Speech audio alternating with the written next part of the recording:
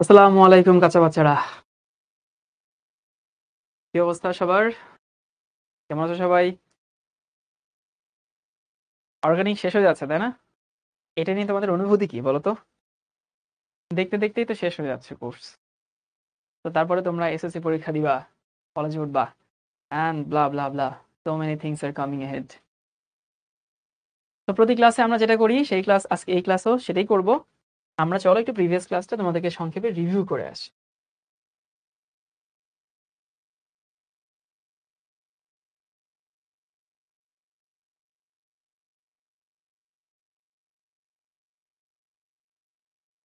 সবাই খাতার সঙ্গে মিলিয়ে নাও। 2 নম্বর পর্ব ছিল। এখানে তোমাদেরকে কি শিখেছিলাম? অ্যালকেন। এবং অ্যালকেনের কিছু বেসিক তথ্য ছিল, মনে আছে কিনা? যে অ্যালকেনের শেষে হচ্ছে কি বলে, কার্বন কার্বন সিঙ্গেল বন্ড থাকবে, তাই না? তারপরে অ্যালকেনের সাধারণ সংকেত CnH2n+2 থাকবে। অ্যালকেনের সব থেকে ছোট সদস্য মিথেন হবে। আর অ্যালকেন নামটা প্যারাফিন থেকে আসছে, এটা তোমাদেরকে এমনি দেখাইছিলাম, পড়তে বলি নাই। এরপরে অ্যালকেনের নামকরণ, এই নামকরণটা নিয়ে অনেক সময় খাটাইছিলাম আর কি। নামকরণের ক্ষেত্রে বলছিলাম আজকে লেট কেন হয়েছে। লেট হয়নি, তোমাদের এখানে একটা ক্লাস হয়েছে, সেটা আমিই নিছি। তো একটা ক্লাস হওয়ার পরে হইতেছে ওটা একটুখানি দেরি হয়েছিল, এটার জন্য তোমাদের আবার একটুখানি দেরি হয়ে গেছে। কয় মিনিট দেরি হয়েছে? 8 মিনিট দেরি হয়েছে। বলছিলাম প্রথমে শাখা বা প্রতিস্থাপক, তারপর কার্বন সংখ্যা অনুযায়ী মেইন নামটা হবে, শেষে এন হবে। এই যে 2 মিথাইল বিউটেন, সবাইকে নামগুলো একটু ভালো মতো দেখছিলা যে কোনটার নাম কেমন হবে? আমি আশা করবো তোমরা নামগুলো একটু ভালো মতো দেখছো বাসায়। তারপরে হইতেছে যে 2,3-ডাইমিথাইল হেক্সেন, দুইটা শাখা এখানে আছে। এখানে একটা ক্লোরিন আছে, এখানে একটা মিথাইল আছে। বলছিলাম ইফ দ্যার ইজ মানে more than one branches, we name it accordingly the alphabetic order. এটা তো অ্যালফাবেটিক অর্ডার অনুযায়ী আমরা সাজাবো, সাজাইছি। তারপরে হইতেছে আমরা নামকরণ তো দেখলাম অনেকে। তারপরে দেখছিলাম যে অ্যালকেনের কিছু বৈশিষ্ট্য। অ্যালকেন সাধারণত অপোলার হয়। তারপর হচ্ছে অ্যালকেন গুলো সাধারণত পানিতে মিশে না। তারপরে অ্যালকেন গুলো প্যারাফিন হয়, খুব একটা কারোর সাথে বিক্রিয়া টিক্রিয়া করে না। এবং কার্বন সংখ্যা বাড়ার সাথে সাথে গলনাঙ্ক স্ফুটনাঙ্ক আস্তে আস্তে বাড়তে থাকে। তারপর আসে হইতেছে অ্যালকেন প্রস্তুতি। এটা তোমাদেরকে অনেক সময় নিয়ে বুঝাইছিলাম যে অ্যালকিনের সাথে হাইড্রোজেন অ্যাড করলে অ্যালকেন হয়। অ্যালকিন থেকেও হাইড্রোজেন মানে অ্যালকেন বানানো যায়, অ্যালকাইন থেকেও হাইড্রোজেন বানানো যায়, the same process. If you take alkene, you need only 1 mole of hydrogen. But if you take alkyne, then you will need 2 mole of hydrogen. তো বলতেছি অ্যালকিন থেকেও হাইড্রোজেন অ্যাড করে অ্যালকেন বানাইতে পারো, অ্যালকাইন থেকেও 2 mole hydrogen add করে alkane বানাইতে পারো। এই রিঅ্যাকশনকে আমরা বলি hydrogenation reaction. Do you remember this? You should. তোমাদের উদাহরণ দেখাইছিলাম, দেখো এই যে এটা হচ্ছে প্রোপিন, প্রোপিন থেকে প্রোপেন হইলো। একইভাবে বিউটিন থেকে বিউটেন হইলো। আমি যদি ইথাইন থেকে ইথেন বানাইছি, তো অ্যালকিন এবং অ্যালকাইনের সাথে হাইড্রোজেন অ্যাড করলে অ্যালকেন হয়, এই যে একটা নিয়ম ছিল। এবার দেখি উডস রিঅ্যাকশন। উডস রিঅ্যাকশনে সবসময় ড্রাই ইথার নিতেই হয়। ড্রাই ইথার কেন? কারণ এখানে সোডিয়াম থাকে। সোডিয়াম একটা দুষ্টু পরমাণু, বলছিলাম তোমাকে। এই সোডিয়ামের দুষ্টামি কমানোর জন্য আমরা কি করি? এখানে শুষ্ক ইথার নিই। তো তুমি যদি অ্যালকাইল হ্যালাইডের সাথে দেখো, যে অ্যালকাইল হ্যালাইড এটা মিথাইল ক্লোরাইড, অ্যালকাইল হ্যালাইডের সাথে সোডিয়াম নাও, ড্রাই ইথার নাও, তখন সোডিয়াম ক্লোরিনকে নিয়ে চলে গেল, আর এখানে মিথেন মিথেন মিলে ইথেন তৈরি করলো, ডাবল হয়ে যায় আর কি। তুমি এটা ইথাইল ক্লোরাইড নিছো, তার সঙ্গে তুমি সোডিয়াম নিছো, সোডিয়াম ক্লোরিনকে নিয়ে চলে যায়, এই যে দুইটা ইথাইল মিলে বিউটেন তৈরি হয়। তো কার্বন সংখ্যা উইল বি ডাবল। তাহলে উডস বিক্রিয়া একটা ছিল হতেছে অ্যালকিন থেকে, অ্যালকাইন থেকে হাইড্রোজেন অ্যাড করে, আরেকটা হতেছে আমাদের উডস বিক্রিয়ার মাধ্যমে অ্যালকাইল হ্যালাইড থেকে গেল এটা। এরপর সে ডিকার্বক্সিলেশন, এটা সবার মুখস্থ। আমি যদি হইতেছে সোডিয়াম লবণ নিব, অ্যাসিডের সোডিয়াম লবণ, কার্বক্সিলিক অ্যাসিডের সোডিয়াম লবণ নিব, তার সঙ্গে আমরা সোডা লাইম নিব। সোডা লাইম মানে সোডিয়াম হাইড্রোক্সাইড ক্যালসিয়াম অক্সাইড। তাহলে কার্বক্সিলিক অ্যাসিডের সোডিয়াম লবণের সাথে যদি সোডা লাইম নেই, তখন এই অংশ মিলে কার্বন বের হয়ে যায় কার্বনেট হিসাবে, আর এই হাইড্রোজেনটা অ্যাড হয়ে অ্যালকেন তৈরি হয়। As the carbon number decreases, since the carbon number decreases, we call it decarboxylation reaction. মানে কার্বন সংখ্যা কমে গেছে দেখে আমরা ডিকার্বক্সিলেশন বলি। হ্যাঁ, এগুলো আগের জিনিসপত্র রিভিউ করে দেখাচ্ছি। তো তুমি যদি sodium ethanoate now, you will find methane, and if you take sodium propanoate, then you will find ethane. সোজা কথা, কার্বন ওখানে একটা কমে যাবে, that's it, as simple as it is. তারপর আসে হইতেছে অ্যালকেনের বিক্রিয়া, হ্যালোজিনেশন। তোমাদেরকে বলছিলাম this is a chain reaction. কেন? এই রিঅ্যাকশন তুমি একবার শুরু করবা, চলতেই থাকবে চলতেই থাকবে চলতেই থাকবে চলতেই থাকবে, মানে সমস্ত হাইড্রোজেন প্রতিস্থাপিত না হওয়া পর্যন্ত এটা প্রতিস্থাপন হতেই থাকে। এই জন্য এটাকে আমরা চেইন রিঅ্যাকশন বলি, হ্যালোজিনেশন। ইউভি দিলে এই রিঅ্যাকশনটা হয়। আর দহন নট অনলি মিথেন, যে কোনো অ্যালকেন যদি হয়, তুমি যদি এটাকে দহন করো কার্বন ডাইঅক্সাইড পানি পাবা। এরপরে তোমাদেরকে কিছু প্র্যাকটিস করাইছিলাম, চেতনানাশক কোনটা, তারপর আসে এটা কোনটা ওটা কোনটা, গেল এটুকু। পারবো। অ্যালকিন, অ্যালকিনে তোমাদেরকে অনেকক্ষণ ধরে বকবক করে বোঝানোর চেষ্টা করছিলাম যে 3 কার্বন হইলে কেন আসলে আমরা নাম্বারিং করি না, মানে আপ টু 3 কার্বন এখানে নাম্বারিং এর দরকার নেই। কিন্তু যদি হইতেছে এমন হয় কার্বন 3 এর বেশি হয়ে যায়, তখন সেখানে আবার নাম্বারিং করতে হয়। যেমন প্রোপিন পর্যন্ত ঠিক আছে, বিউটিন লিখতে গেলে তোমাকে ওই দ্বিবন্ধনের অবস্থানটা উল্লেখ করতে হবে, বিউটিন 1। এবার দেখো এখানে 4 ক্লোরো বিউট 2 ইন, তোমাদেরকে নামগুলো শিখাই দিলাম আর কি। এবার আসি অ্যালকিনে কার্বন কার্বন দ্বিবন্ধন থাকবে। এরপরে হচ্ছে অ্যালকিনে কি থাকে, সাধারণ সংকেত CnH2n থাকবে। অ্যালকিনের সব থেকে ছোট সদস্য কি, ইথিন। তারপরে সে অ্যালকিন কেমনে তৈরি করবা, প্রথম পদ্ধতি হইতেছে অ্যালকিন তৈরি হইতে গেলে কোনো কিছু বের হয়ে যেতে হয়। তো আমি যদি অ্যালকাইল হ্যালাইডের সাথে খেয়াল করো, এই ক্লোরিন এবং এই হাইড্রোজেন, এই ক্লোরিন এবং এই হাইড্রোজেনকে যদি বের করে দেই, তাইলে সেখানে অ্যালকিন তৈরি হইতেছে। তো ক্লোরিনকে বের করার জন্য সোডিয়াম নিছি, হাইড্রোজেনকে বের করার জন্য হাইড্রোক্সিল নিছি। আর এখানে একটা মিডিয়া দরকার হয়, একটা মাধ্যম দরকার হয়। এই মাধ্যম হচ্ছে অ্যালকোহল। তো অ্যালকোহলের মধ্যে আসলে বিক্রিয়াটা হয়। তাহলে আমি যদি অ্যালকাইল হ্যালাইডের সাথে সোডিয়াম হাইড্রোক্সাইড নেই অ্যালকোহলের মধ্যে, তাহলে এই ক্লোরিনটা চলে যায় সোডিয়ামের সাথে, এই হাইড্রোজেনটা চলে যায় হাইড্রোক্সিলের সাথে, পানি তৈরি করে। আর এই কার্বন কার্বন তখন একটা ডাবল বন্ড ফর্ম করে, তখন আমরা অ্যালকিন পাই। এটা আশা করি সবার মনে আছে। আরেকটা রিঅ্যাকশন হইতেছে অ্যালকোহলের সাথে। তুমি, ইমন বলছে ধীরে ধীরে জানে, বাবা এগুলো আজকের ক্লাস না, এগুলো আগের দিনের ক্লাস, রিভিউ করতেছে, ও ক্লাসে ছিলই না আগের দিন, এগুলো সব তোমার খাতায় আছে। আগের ক্লাস যদি আমি ধীরে ধীরে যেতে, আজকের ক্লাস কখন পড়বো? আমি তো এটুকু তোমাদেরকে দেখানোরই কথা ছিল না, দেখাচ্ছি যেন একটু মনে পড়ে আর কি। KX মানে পটাশিয়াম হ্যালাইড, এটা হচ্ছে অ্যালকোহল। অ্যালকোহলের সাথে দেখো আমি যদি এই H এবং OH বের করতে পারি, তাইলে মনে করছে যে আমরা যদি কোনো কিছু বের করি, তাইলেই তো আমরা আসলে হইতেছে অ্যালকিন পাবো। তাহলে H এবং OH বের করবো আমরা কি হিসাবে, পানি হিসাবে বের হবে। এই জন্য নিরোধক নিতে হয়, নিরোধককে এখানে সালফিউরিক অ্যাসিড। এই নিরোধক সালফিউরিক অ্যাসিড থেকে আমরা এখানে অ্যালকিন পাচ্ছি। আর অ্যালকিনের রিঅ্যাকশন কি, এই বিক্রিয়া তোমাদেরকে আগে দেখাইছি যে অ্যালকিনের সাথে হাইড্রোজেন দিলে অ্যালকেন পাও, কিছুক্ষণ আগে দেখাইছি।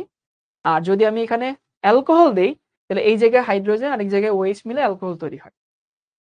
আর তোমাদেরকে হচ্ছে অনুধাবন কিছু প্রশ্ন তোমাদেরকে সলভ করাইছিলাম।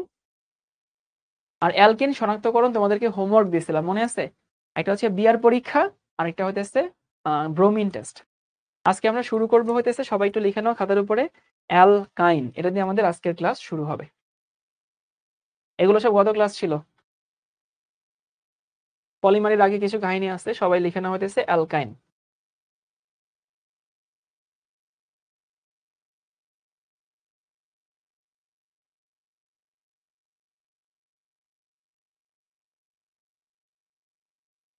এই কাঁচা বাচ্চারা, অ্যালকাইনে কার্বন কার্বন কি থাকে? অ্যালকাইনে কার্বন কার্বন ট্রিপল বন্ড থাকে, তাই না? আমরা সবাই জানি যে অ্যালকাইনে কার্বন কার্বন মানে কয়েকটা পয়েন্ট থাকে, তো এই পয়েন্টগুলো আমি তোমাদেরকে একটু লিখে দিই। কার্বন কার্বন ট্রিপল বন্ড থাকে। ওকে, ঠিক আছে। সাধারণ সংকেত কি? CnH2n-2। আমাকে বলতে হবে অ্যালকাইনে সব থেকে ছোট সদস্য কোনটা, মানে which one is the smallest member of alkyne family? অ্যালকাইন ফ্যামিলির সব থেকে ছোট সদস্য হইতেছে এইটা, ছোট সদস্য। এটা হচ্ছে ইথাইন, ETHYNE। এটা হচ্ছে অ্যালকাইনের সব থেকে ছোট সদস্য।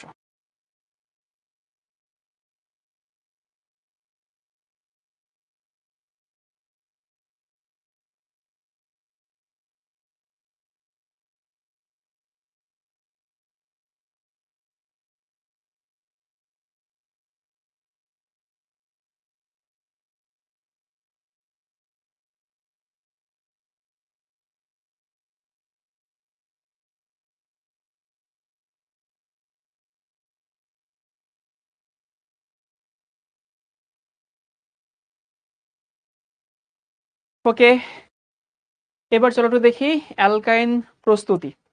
তোমাদের বইয়ে কি অ্যালকাইন প্রস্তুতি আছে? দাঁড়াও আমি তোমাদের বইটা একটু দেখি, তোমাদের বই অনুযায়ী পড়ানো ভালো।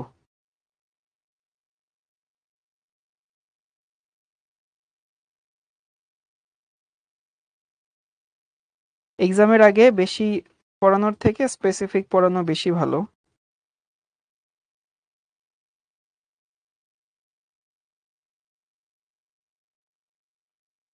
তোমাদের বইয়ের পিডিএফটা আমার ফোনে আছে আর কি, বুঝছো?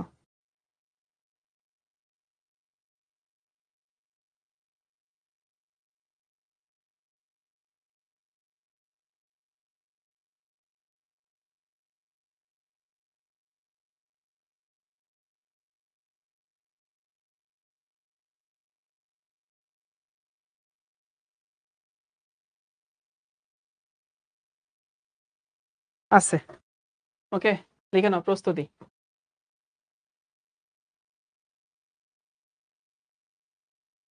প্রস্তুতিতে যে বিক্রিয়াটা আছে, এই বিক্রিয়াটা তুমি খালি সারা জীবন মুখস্থ করছো, মানে আগডুম বাগডুম কোনো কিছু বুঝো নাই। তো যেহেতু বুঝো নাই, আমরা আজকে বোঝার চেষ্টা করব। এরকম একটা যৌগ আছে ক্যালসিয়াম কার্বাইড, CaC2। দেখো ক্যালসিয়াম কার্বাইড, একজন জিজ্ঞেস করছে নিরোধক কিভাবে কাজ করে। নিরোধক পানি বের করে দেয়, কোনো কিছু থেকে পানি বের করা হচ্ছে নিরোধনের কাজ, নিরোধকের কাজ। আচ্ছা, ক্যালসিয়াম কার্বাইড এই যৌগটা যদি আমি সংকেত দেখাই, তাহলে সংকেতটা হচ্ছে এরকম: ক্যালসিয়াম, এখানে কার্বন, ট্রিপল বন্ড, এখানে carbon. This is calcium carbide. দেখো ক্যালসিয়ামের যোজনী হতেছে 2 আর কার্বনের যোজনী হচ্ছে 3। তাহলে ক্যালসিয়াম কার্বাইড, এটা থেকে তুমি অ্যালকাইন তৈরি করবা, মানে এর সঙ্গে তুমি পানি মেশো। এখন আমার কথা হচ্ছে, দেখো তো ভাইয়া, ক্যালসিয়াম তো পজিটিভ, তাই না? Obviously calcium is a positive element. তাহলে ক্যালসিয়াম যদি পজিটিভ হয়, ওর কাছে কে আসবে? পানি নেগেটিভ। পানি নেগেটিভ কে? পানি নেগেটিভ তো হাইড্রোক্সিল। এই যে তোমরা জানো, পানিকে যদি আমরা ভাগ করি, এখানে ডেল্টা প্লাস দিই, আংশিক প্লাস, আর এখানে হচ্ছে আংশিক মাইনাস দিই। তাহলে আমি চিন্তা করলাম ক্যালসিয়াম পজিটিভ, সেইখানে আসবে পানি নেগেটিভ। পানি নেগেটিভ কে? হাইড্রোক্সিল। তাহলে ক্যালসিয়ামের সাথে হাইড্রোক্সিল আসবে। তো হাইড্রোক্সিল তো কয়টা লাগে? 2টা লাগে না? তো হাইড্রোক্সিল যেহেতু 2টা লাগে, এখানে 2 অণু পানি লাগবেই। খেয়াল করো, আবার বলতেছি ক্যালসিয়াম পজিটিভ, তাহলে পজিটিভের জায়গায় কি আসবে? পজিটিভের জায়গায় আসবে হইতেছে নেগেটিভটা। তো নেগেটিভ যদি আসে, নেগেটিভ কি? এখানে হাইড্রোক্সিল। তো হাইড্রোক্সিল আসলো, তৈরি করলো কি? ক্যালসিয়াম হাইড্রোক্সাইড তৈরি করলো। আর এই কার্বন তো হইতেছে নেগেটিভ, নেগেটিভের পাশে কে আসবে? পজিটিভ। সেই পজিটিভ কে? 2টা হাইড্রোজেন। অর্থাৎ যদি ব্র্যাকেট দিয়ে এখানে দেখাই, তাহলে এই কার্বনের মধ্যে ট্রিপল বন্ড, এই পাশে একটা হাইড্রোজেন আসবে, এই পাশে একটা হাইড্রোজেন আসবে। এইটা হচ্ছে আমাদের অ্যালকাইন প্রস্তুতি। তাহলে বুঝতে পারছো 2 কেন লাগছে? তো এইটা তোমাদের জন্য ভয়াবহ ইম্পর্টেন্ট, তোমাদের পরীক্ষার জন্য। ইথাইন প্রস্তুতি। কি বললাম ভাইয়া? যদি ক্যালসিয়াম কার্বাইডের সাথে তুমি পানি মেশাও, তাহলে সেখানে তুমি ইথাইন পাচ্ছ, অ্যালকাইন পাচ্ছ। এই হচ্ছে প্রস্তুতি গেল। এরপর হইতেছে বিক্রিয়া। বিক্রিয়াগুলো তোমার কাছে ইজি পিজি লাগবে আর কি।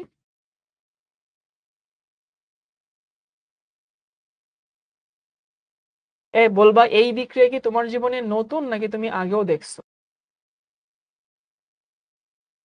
হাইড্রোজেন অ্যাড করব, নিকেল ক্যাটালিস্ট। এখানে তা তোমাদের বই কত দিচ্ছে? 180 থেকে 200, কোনো বইতে দেওয়া, কোনো বইতে 150 থেকে 200 দেওয়া, যে বইতে যেরকম থাকে আর কি। 180 থেকে 200। ওকে, এখানে 180 থেকে 200 ডিগ্রি সেলসিয়াস। তুমি এখানেও পাবা হচ্ছে CH3, এখানেও CH3। আমি বিশ্বাস করি এটা তোমাদের জীবনে নতুন বিক্রিয়া না। এই বিক্রিয়া তোমাদেরকে আমি পড়ায় আসছি, গত ক্লাসে পড়ে আসছি, কিছুক্ষণ আগেও রিভিউ করছি। তাহলে আমি ইথাইনের সাথে যদি হাইড্রোজেন অ্যাড করি, সেখানে আমি কি পাচ্ছি? ইথেন পাচ্ছি।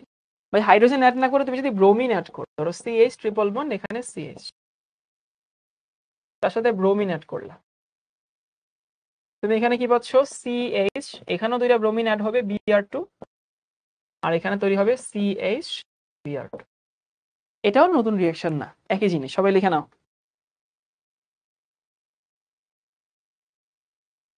3 নম্বর যে বিক্রিয়াটা, যে বিক্রিয়াটা ইম্পর্টেন্ট, সেটা তোমাদেরকে একটু বলতেছি। তাহলে প্রথম 2টা আশা করি সবাই বুঝতে পারছে। এটাকে আমরা বলি হাইড্রোজিনেশন, এটাকে বলা হয় হ্যালোজিনেশন। হ্যাঁ, হ্যালোজিনেশন বলে। বাট হ্যালোসিনেশন, হ্যালোসিনেশন মানে হইতেছে হ্যালোসিনেট করা, ওই যে ভুল টুল দেখা আর কি। This is halogenation. তাহলে কার বিক্রিয়া? অ্যালকাইনের বিক্রিয়া। প্রথম বিক্রিয়া কি? হাইড্রোজেন সংযোজন। দ্বিতীয় বিক্রিয়া কি? ব্রোমিন সংযোজন। সমতাকরণ যদি করো, এখানে একটা 2 দিতে হয়। 3 নাম্বার বিক্রিয়াটা একটু ইম্পর্টেন্ট। আমি 3 নাম্বার বিক্রিয়াটা পরের স্লাইডে দেখাবো, তবে এটা মনোযোগ দিয়ে দেখো। CH ট্রিপল বন্ড, এখানে CH।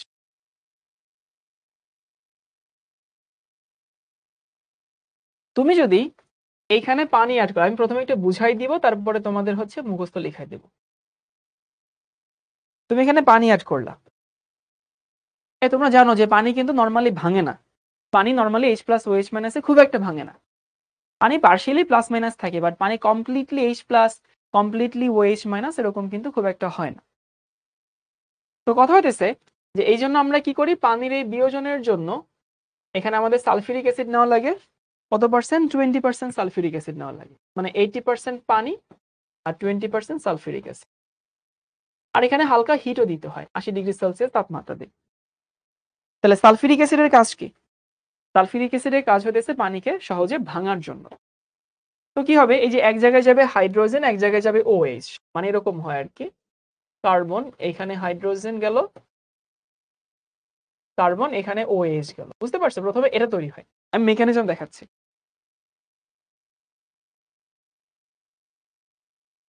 তাহলে প্রথমে কি ঘটনা ঘটলো, 20% সালফিউরিক অ্যাসিড নিচ্ছি, 80°C তাপমাত্রা নিচ্ছি, এক জায়গায় হাইড্রোজেন ঢুকলো, এক জায়গায় OH ঢুকলো।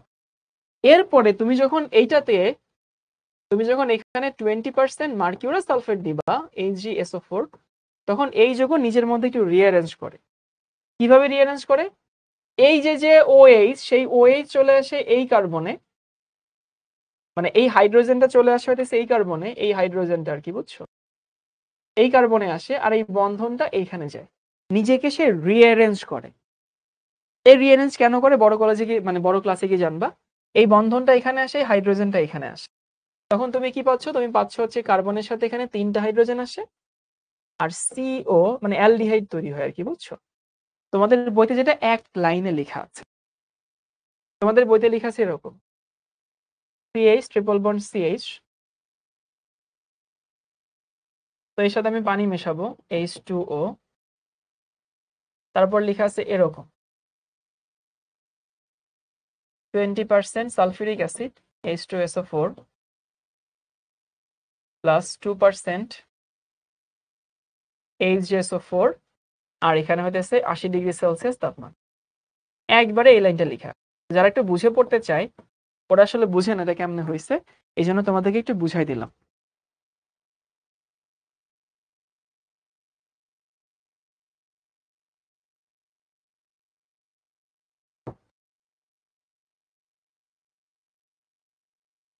ওকে, তাইলে ভাই কি ঘটনা ঘটলো, আমি দেখালাম অ্যালকাইনে 3টা বিক্রিয়া। একটা হইতেছে যদি আমি এখানে হাইড্রোজেনেশন করি তাহলে এখানে অ্যালকেন তৈরি হয়। ব্রোমিনেশন তুমি যদি করো তাহলে সেখানে কি তৈরি হয়, এই যে টেট্রাব্রোমো ইথেন তৈরি হয়। আর যদি পানি নাও, সেখানে যদি 20% সালফিউরিক অ্যাসিড 2% মার্কিউরাস সালফেট নাও, সেখানে ইথানল তৈরি হয়। সবার কি মুখস্থ হয়েছে 3টা বিক্রিয়া? হ্যাঁ, মাঝে একটা অ্যালকোহল তৈরি হয়, কিন্তু তোমাদের বইতে এক লাইনে লেখা আছে, তুমিও পরীক্ষা এক লাইনে লিখো। এক লাইনে লিখলে কোনো ভুল নাই। আমি কেন বুঝাচ্ছি, এখানে সবাই তো আসলে মুখস্থ করে না, কেউ আছে বুঝে মুখস্থ করে, বা কেউ বুঝে মুখস্থ করতে স্বাচ্ছন্দ্য বোধ করে। এখন তোমাদের মধ্যে যদি এমন কেউ থাকে যে বুঝে মুখস্থ করতে স্বাচ্ছন্দ্য বোধ করে, আমার তো তাকে আসলে সেটাকে সুযোগ দিতে হবে, তাই না? সেই সুযোগ না দিলে তো হবে না। এবার সবাই তো লিখে নেওয়া হইতেছে অ্যালকোহল।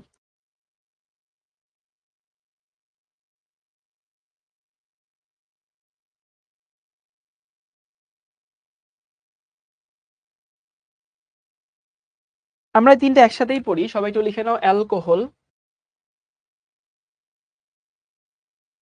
অ্যালডিহাইড,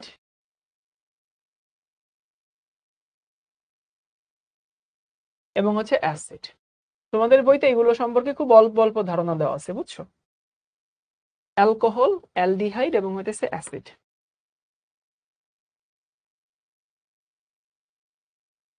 আচ্ছা, অ্যালকোহলে কি গ্রুপ থাকবে? অ্যালকোহলে থাকবে হইতেছে এইটা, তোমরা জানো OH থাকবে।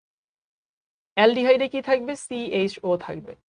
আর অ্যাসিডে কি থাকবে? COOH থাকবে। এই তো আমরা জানি যে এই 3টা আমাদের থাকবেই, এই 3টা না থেকে আসলে কোনো উপায় নাই। এবং আমি যদি তোমাদেরকে দেখাই যে কোনটা আসলে তুমি কিভাবে তৈরি করবা, প্রথমটা দেখো অ্যালকোহল কেমনে তৈরি করবে। CH3 CH2, এখানে ধরো হচ্ছে Cl, তুমি এখানে সোডিয়াম হাইড্রোক্সাইড দিবা, একটু বোঝার চেষ্টা করবা এখানে আসলে কি ঘটনা ঘটে। সোডিয়াম ক্লোরিনকে নিয়ে যাবে, ঠিক আছে, আর এই OH এই ক্লোরিনকে প্রতিস্থাপন করে নিয়ে কি তৈরি করে CH3, এখানে CH2, এখানে OH এবং এখানে সোডিয়াম ক্লোরিন। এখানে নিতে হয় অ্যাকুয়াস মিডিয়া, অ্যাকুয়াস মানে পানি। সবাই একটু লিখা বন্ধ করে মনোযোগ দিয়ে তাকাও। আচ্ছা, এরকম একটা রিঅ্যাকশন তোমাদেরকে এই স্লাইডে আমি গত ক্লাসে দেখাইছিলাম, দেখো এখানে আছে, খুবই ইম্পর্টেন্ট কিন্তু এটা। খেয়াল করছো এইখানে কি ইথাইল ক্লোরাইড ছিল না? এইখানে ইথাইল ক্লোরাইড ছিল, ভাই এইখানেও কি আছে? এইখানেও ইথাইল ক্লোরাইড আছে, একই জিনিস। এইখানে সোডিয়াম হাইড্রোক্সাইড ছিল, পটাশিয়াম হাইড্রোক্সাইড নিলেও হইতো, কোনো সমস্যা নাই। যেখানে সোডিয়াম হাইড্রোক্সাইড নিলে হয় সেখানে পটাশিয়াম হাইড্রোক্সাইড নিলেও হয়। ভাই এইখানেও কি আছে? সোডিয়াম হাইড্রোক্সাইড আছে। কিন্তু তুমি খেয়াল করছো যে এইখানে আমি মিডিয়া নিছিলাম কি অ্যালকোহল, মাধ্যম নিছিলাম অ্যালকোহল, কিন্তু এইখানে কি মাধ্যম অ্যালকোহল নাকি জলীয় মাধ্যম নিছি? অ্যাকুয়াস মানে জলীয় মাধ্যম নিছি। তাহলে এইখানে কি ঘটনা করছিল? এইখানেও সোডিয়াম ক্লোরিনকে নিয়ে চলে গেছে, এইখানেও সোডিয়াম ক্লোরিনকে নিয়ে চলে গেছে। এই যে সোডিয়াম ক্লোরিনকে নিয়ে চলে গেল, কিন্তু আগে এই OH হাইড্রোজেনের সাথে চলে গেত। তুমি যদি অ্যালকোহলীয় মিডিয়া নিতা, কেন হয়তো সেগুলো পরের হিসাব নিকাশ, বড় হলে জানবা। আর এখানকার OH তুমি যদি অ্যালকোহলের বদলে অ্যাকুয়াস নাও, এই OH এই কার্বনের ফাঁকা জায়গায় ঢুকে যায়। এই যে OH-টা কার্বনের যেখান থেকে ক্লোরিন গেছে সেখানে গিয়ে ঢুকে যায়। তার মানে তুমি যদি এখানে জল নাও, জলীয় নাও, তখন তুমি পাবা অ্যালকোহল। আর তুমি যদি অ্যালকোহলীয় নাও, তখন তুমি অ্যালকিন পাচ্ছ। শর্টকাট মনে রাখার উপায় হইতেছে জল থেকে নল হয়। বুঝাই দিচ্ছি শর্টকাটটা।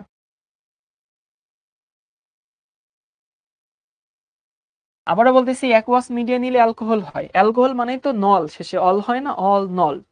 তাহলে তুমি যদি জলীয় সোডিয়াম হাইড্রোক্সাইড নাও বা পটাশিয়াম হাইড্রোক্সাইড নাও, তুমি নল পাচ্ছ, মানে অ্যালকোহল পাচ্ছ। আর এখানে জলের বদলে অ্যালকোহল নিলে অ্যালকিন পাচ্ছ।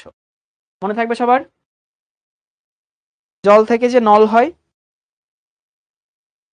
আমি আবারও বলি, সেটা হতেছে তুমি যদি অ্যালকাইল হ্যালাইডের সাথে, দিস ইজ অ্যালকাইল হ্যালাইড, জলীয় সোডিয়াম হাইড্রোক্সাইড নাও, you will get alcohol.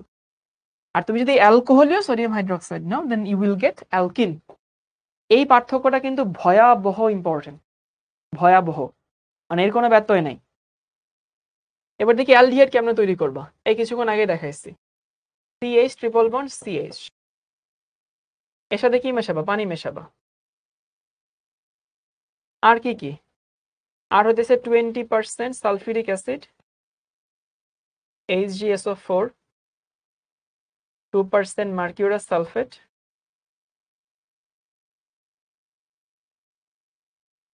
Organic কত রিপিট হয় দেখছো? একই জিনিস পড়ছো। 80°C তাপমাত্রা, তুমি এখানে পাচ্ছ হচ্ছে aldehyde. As simple as it is. আর অ্যাসিড মানে ফ্যাটি অ্যাসিড, ওই একই কথা। অ্যাসিড কেমনে তৈরি হয়? ভাই তুমি যদি অ্যালডিহাইডকে জারণ করো, তাহলে এখানে একটা অক্সিজেন অ্যাড হবে, CH3COOH তৈরি হবে। এই হচ্ছে আমাদের জিনিসপত্র। মুসাদ্দিক বলছে 2% মার্কিউরি সালফেট কেন নেওয়া হয়? ভাই একটু বড় হও, আমি তোমাকে শেখাবো কলেজে উঠলে। একটু বড় হও, ধৈর্য ধরো, সবই শিখবা। Patience is the ultimate teacher.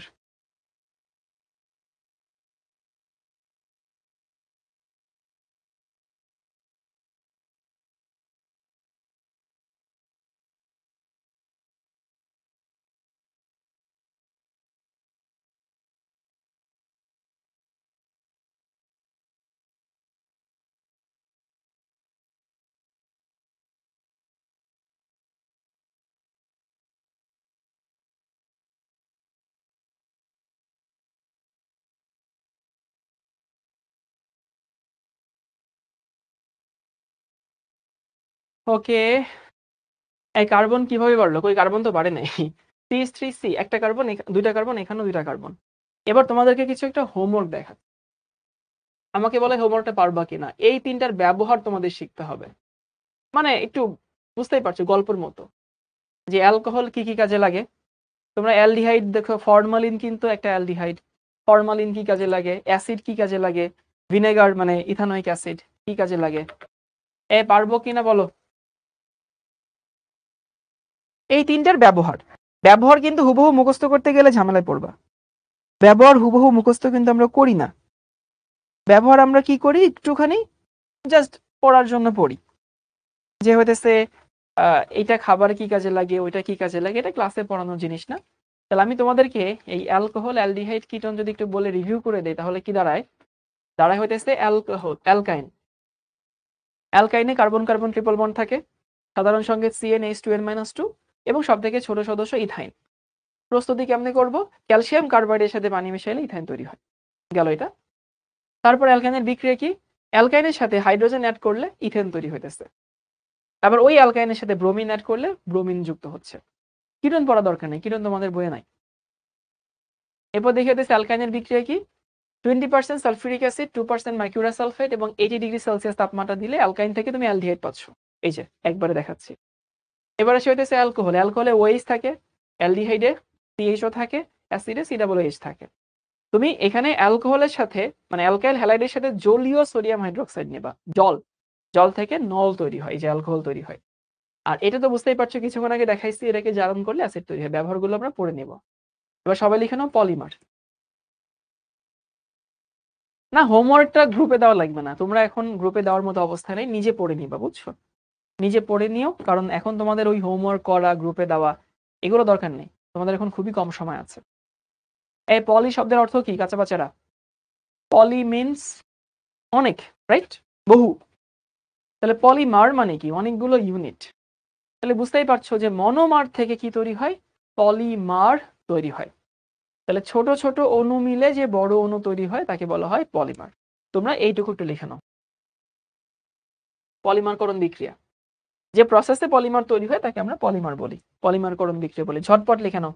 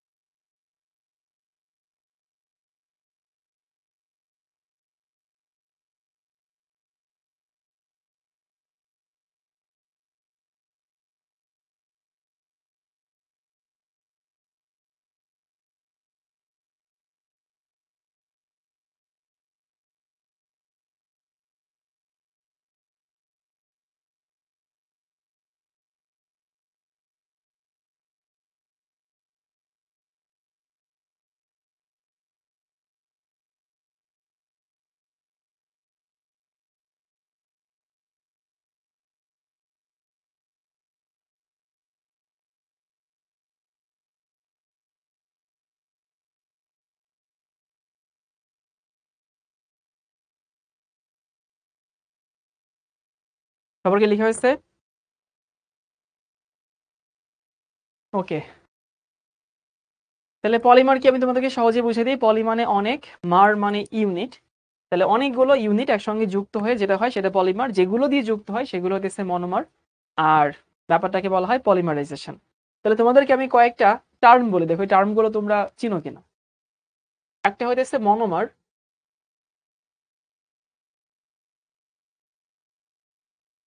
Monomer আশা করি চিনো, যেগুলো ছোট ছোট সেগুলোকে বলা হয় মনোমার। মনোমার মিলে সেখানে কি তৈরি হয়?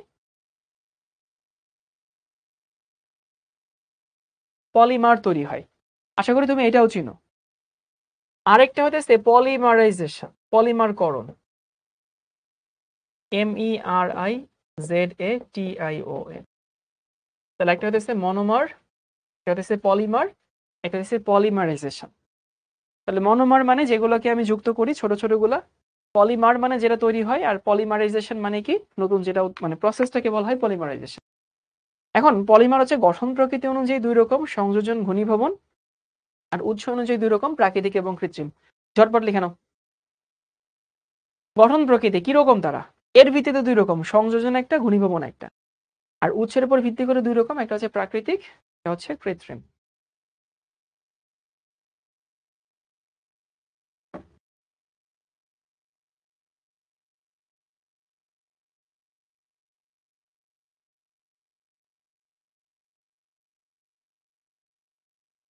ওকে, এবার একটু দেখি যে সংযোজন পলিমার।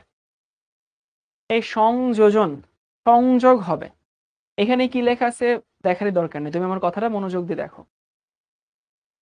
ধরো তোমার কাছে এখানে ইথিন আছে, CH2 CH2। দেখো এটা ইথিন। তো ইথিনের ক্ষেত্রে ভেতরে কি আছে, ভেতরে হইতেছে এখানে দেখো একটা দ্বিবন্ধন আছে। এখানে ধরো এন সংখ্যক ইথিন আমি নিলাম। তুমি যখন এনটা আগে দাও, এই এনটা আগে দিলে মিন করে এতগুলো ইউনিট আছে কিন্তু এগুলো ছাড়া ছাড়া আছে, মানে কেউ কারোর সঙ্গে কানেক্টেড না, বুঝছো, কেউ কারোর সঙ্গে জড়িত না। তো তুমি যখন এটাকে পলিমারকরণ করবা কি কি লাগে এখানে লেখা আছে, তখন কি হয় জানো, এই যে মাঝখানের যে দ্বিবন্ধন ছিল তার একটা হাত ফাঁকা হয়ে যায়, মানে মাঝখানের একটা হাত ভেঙে গেল। এখানে যে দুইটা হাত ছিল, লিখুন আগে থেকে, আমি লেখার সময় দেব। মাঝখানে যে দুইটা হাত ছিল এই দুইটা হাতের মধ্যে একটা হাত ভেঙে গেল। ভেঙে সে কি করে, মানে এইখানে হাত ফাঁকা হয়ে গেছে, এইখানে হাত ফাঁকা হয়ে গেছে।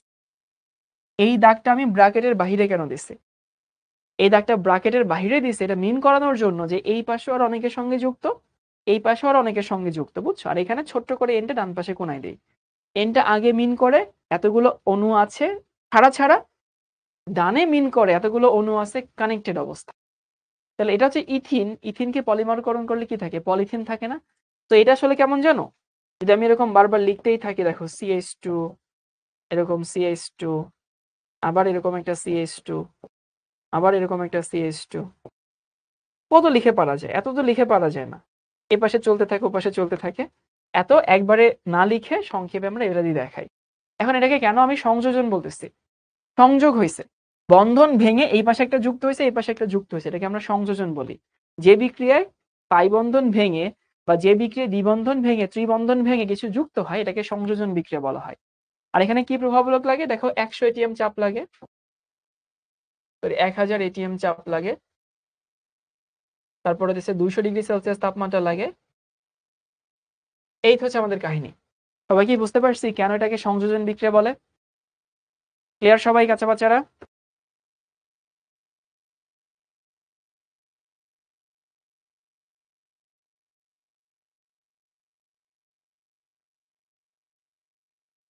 তাহলে সংযোজন বিক্রিয়া বলার কারণ হইতেছে এই যে মাঝখানে দ্বিবন্ধন ভেঙে দুই পাশে যুক্ত হইলো। তাহলে ইথিন থেকে যে পলিথিন তৈরি হইলো এটা একটা কি বিক্রিয়া, এটা একটা সংযোজন বিক্রিয়া। যেহেতু বিক্রিয়াটা সংযোজন সেহেতু পলিমারটা হতেছে সংযোজন পলিমার। তাহলে ইথিন একটা সংযোজন পলিমারের ফলে তৈরি হয়। আচ্ছা ইথিন দিয়ে হয়, অন্য কিছু দিয়ে হয় না? হয়তো প্রোপিন দিয়েও হয়। দেখো প্রোপিন দিয়ে কেমনে হয়, পলিপ্রোপিন যেটা আর কি, CH2 এখানে C, এখানে একটা CH3, ধরো এই হচ্ছে আমার N সংখ্যক আছে। এটা কি প্রোপিন না? প্রোপিন তো দেখো বুঝো কিনা, জাস্ট এখানে দুইটা হাইড্রোজেন ছিল সেখানে একটা মিথাইল মূলক চলে আসছে, বাট এটা তো প্রোপিন। প্রোপিনও বলা হয় পলিপ্রোপিনও বলা হয়, প্রোপিলিনও বলা হয়। এটাকে তুমি যদি পলিমারকরণ করো তাহলে আগের মতোই হয়। তুমি জানো যে পলিমার মানে কি, এখানে হইতেছে হাত ফাঁকা হবে, যে এই CH3 এর জায়গায় আছে। তাহলে আমি প্রোপিন থেকে কি পাইলাম, পলিপ্রোপিন পাই। এখানে কি কি লাগে, যে টাইটানিয়াম ক্লোরাইড লাগে, 40 ডিগ্রি সেলসিয়াস তাপমাত্রা লাগে, যা লাগে সেটা তো লাগে, ওখানে লেখাই আছে। আমি তোমাকে বিক্রিয়াটা দেখা দিচ্ছি। অ্যালকাইন পলিমারকরণ বিক্রিয়া দেখায় না? হ্যাঁ দেখায়, কলেজে গেলে পড়বা, তোমাদের বইতে নাই ওগুলা। আর পলিমারকরণগুলো কেন করা হয়, পলিমারকরণগুলো আসলে একটু শক্তপোক্ত হয়, ব্যবহার উপযোগী হয়, এই জন্য আমরা পলিমারকরণ করি আর কি।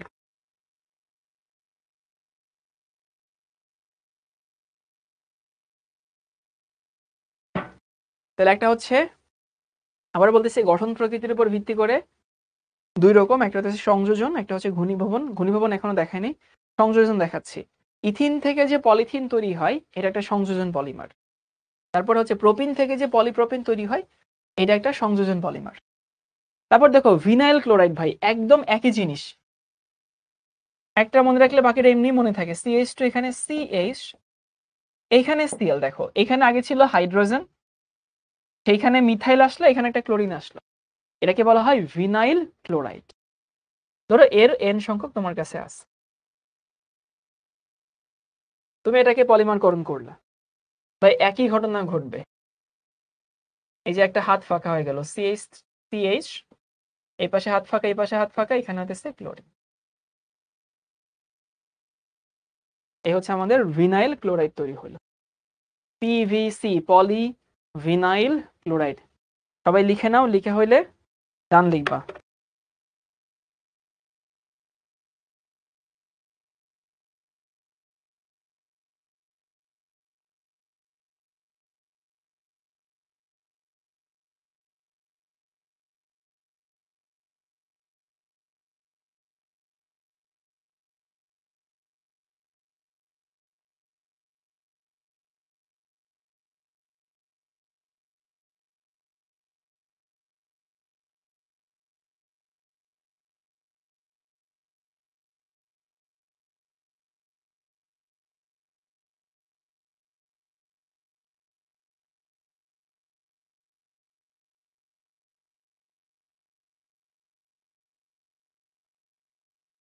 এবার দেখি ঘনীভবন পলিমার।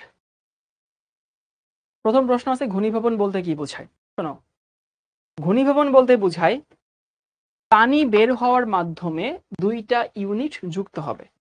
তাহলে তোমাদের এখানে কয়টা স্লাইড আছে একটু দেখি।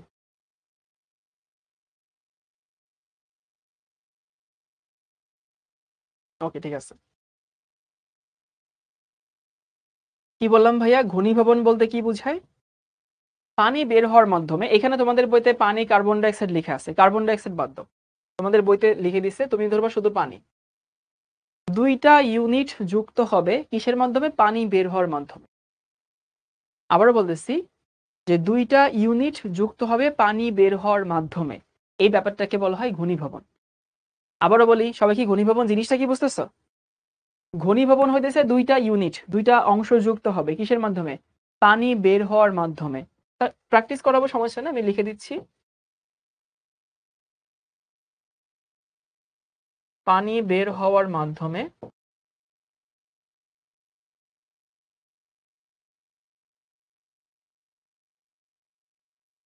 দুটো অংশ যুক্ত হবে, দুটো অংশ যুক্ত হবে, এই ব্যাপারটাকে বলা হয় ঘনীভবন। তাহলে ঘনীভবন বিক্রিয়াতে বা ঘনীভবন পলিমারে কি হয়? ঘনীভবন বিক্রিয়া হয়। এখন চলো দেখি ঘনীভবন বিক্রিয়াটাতে কি ঘটনা ঘটে। নাইলন 66, এটা নিয়ে আমরা কিছুক্ষণ সময় কাটাবো, তোমাদেরকে বুঝাই দিব যে why this is called nylon 66, কেন 66 বলে। তো যে কোনো পলিমারের কিছু সোর্স থাকে, বুঝছো?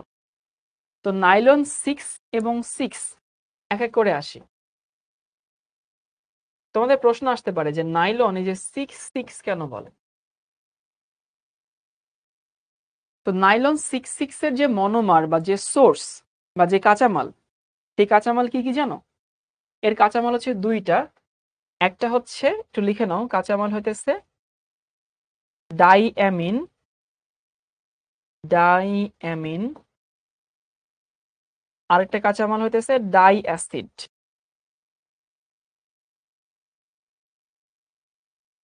ওকে, তাহলে কি বললাম ভাইয়া?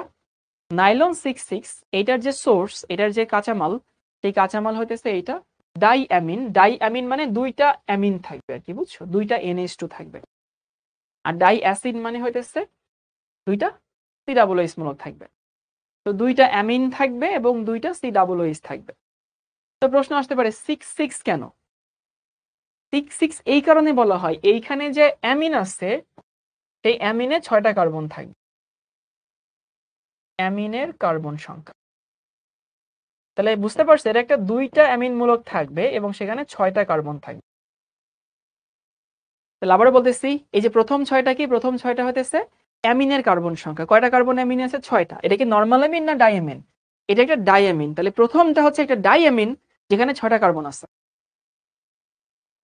পরের 6টা কি? পরের 6টা আসলে অ্যাসিডের কার্বন সংখ্যা।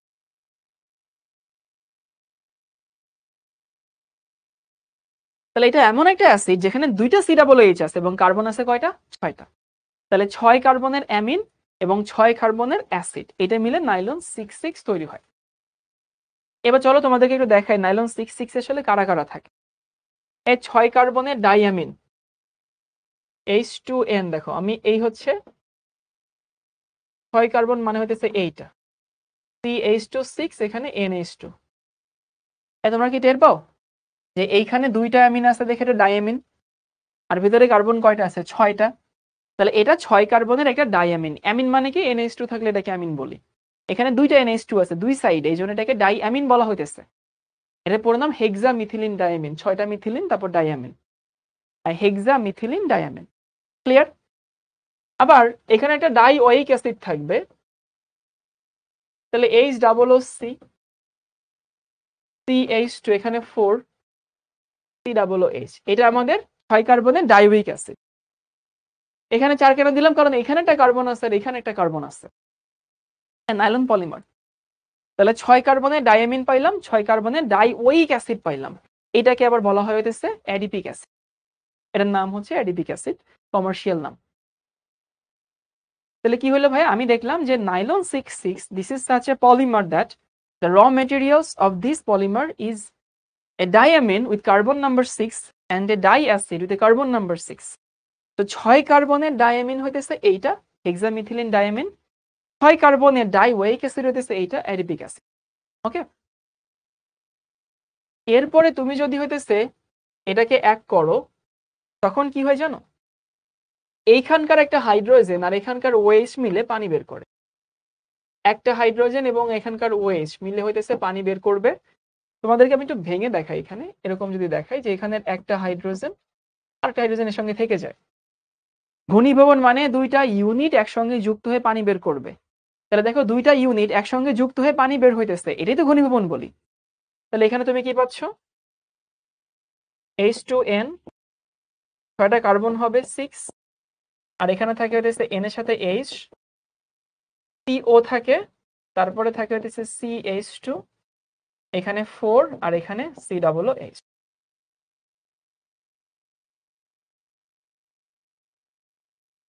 তাহলে আমরা মনোমারটা পেয়ে গেছি কিসের? নাইলন 66।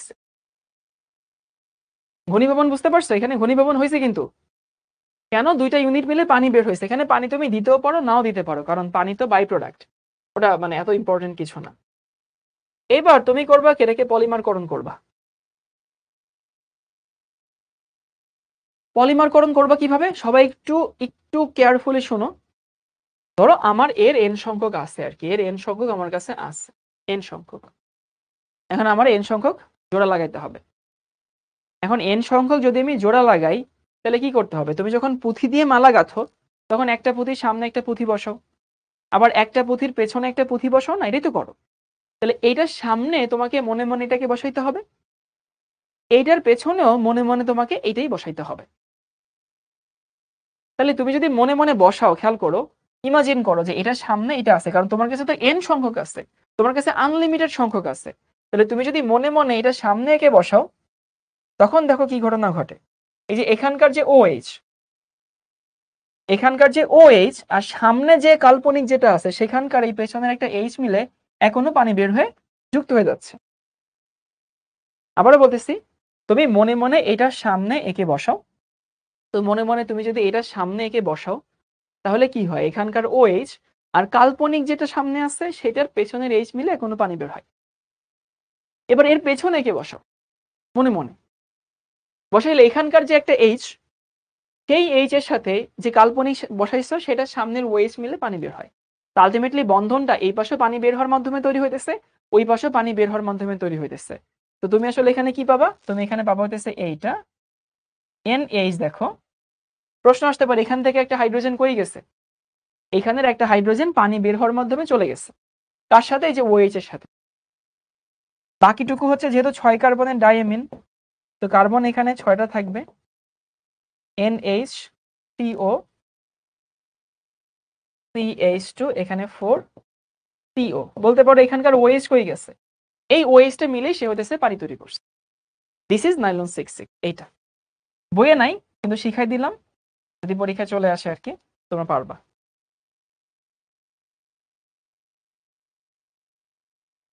তাহলে এটা কেন ঘনীভবন পলিমার বুঝতে পারছো তো? পানি বের হওয়ার মাধ্যমে সব জায়গায় অ্যাড হচ্ছে। তো পানি বের হওয়ার মাধ্যমে অ্যাড হচ্ছে দেখে এটাকে আমরা কি বলি? ঘনীভবন বিক্রিয়া বলে থাকি। একে একে বুঝতে পারছো? রিয়েকশনটা একটু কঠিন হতে পারে, কঠিন লাগতে পারে, কিন্তু আন্ডারস্ট্যান্ডেবল, মানে এমন না যেটা বুঝাই যাবে না। 6 কার্বনের অ্যামিন, তাহলে হেক্সামিথিলিন ডায়ামিন, এই যে 6 কার্বনের অ্যামিন, এখানে 6টা কার্বন আছে, 6 কার্বনের অ্যাসিড, ডাইওয়েইক অ্যাসিড, এখানে 2টা, এখানে 2টা। তারপরে কি হয়, এখানকার এইচ আর এখানকার ওএইচ মিলে পানি বের হয়, এটা আমাদের আলটিমেট মনোমার। এরপরে এখানকার ওএইচ পানি বের হয়ে যায়, আর এখানকার হাইড্রোজেনটা পানি তৈরি হওয়ার মাধ্যমে বের হয়ে যায়। তো আলটিমেটলি এটা ফাঁকা হচ্ছে, এই পাশে ফাঁকা হচ্ছে, তো এই পাশে অনেকগুলো আছে, এর এই পাশে অনেকগুলো আছে। প্রাকৃতিক পলিমার, সেলুলোজ, স্টার্চ, রাবার, এগুলো সব আসলে কি প্রাকৃতিক পলিমার। ঝটপট লিখে নাও, এক্সামে আসতেই পারে, হু নোজ।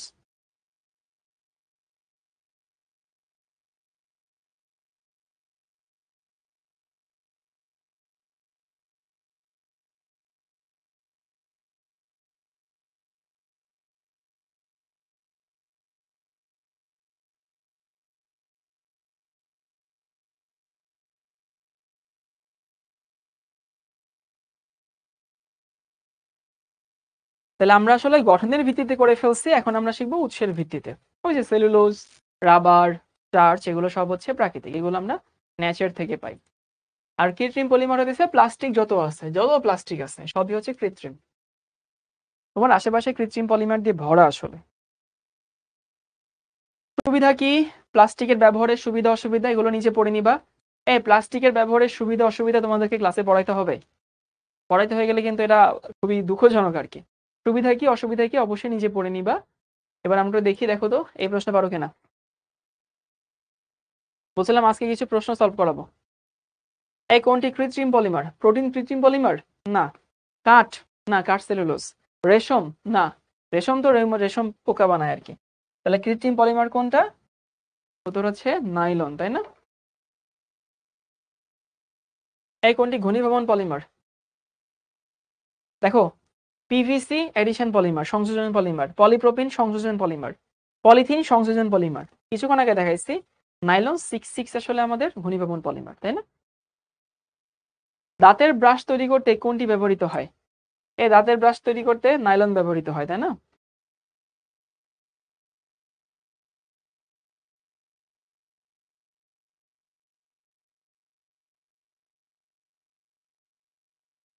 কাগজে কি পাওয়া যায়? কাগজে পাওয়া যায় কি? Fructose, polypropene, nylon 66, polythene. কাগজে তো সেলুলোজ পাওয়া যায়, তাই না? কাগজে কি কোনোটাই আসলে পাওয়া যায়? As far as I know, কাগজে পাওয়া যায় সেলুলোজ। এখানে আবার কোনটা হবে? না,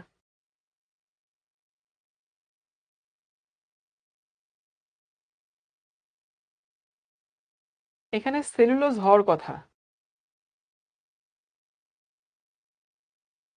অপশনে ভুল থাকতে পারে, আমি এখানে একটা কোশ্চেন মার্ক দিয়ে যাচ্ছি, আমি শিওর না। তোমাদের দেখো তো বইয়ে কি দেওয়া আছে।